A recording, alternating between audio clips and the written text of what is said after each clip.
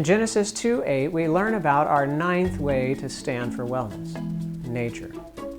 We read, "The Lord God planted a garden eastward in Eden, and there he put the man whom he had formed." God's original plan for man was to be surrounded by God's creation, by nature, for the blessing and benefit of man. Imagine sitting on the beach watching the waves roll onto the shore, sitting on a rock at the bottom of a waterfall, watching the water fall down and run down the creek below, or sitting in front of a large bay window, overlooking the woods and watching large snowflakes create a white landscape before your eyes. Imagine walking in the shade of giant redwood trees with blooming rhododendrons all around, or walking through a large manicured garden of tulips and daffodils blooming in the spring.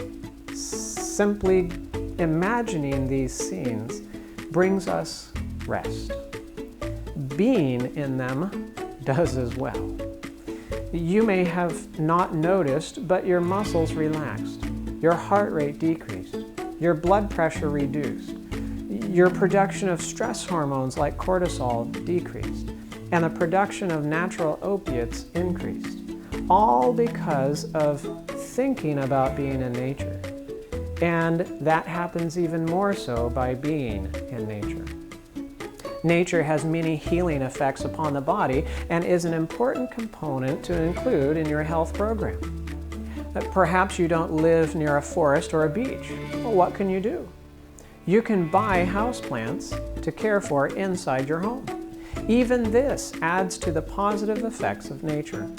If you have any space outside, you can plant flowers or other plants that you like to look at.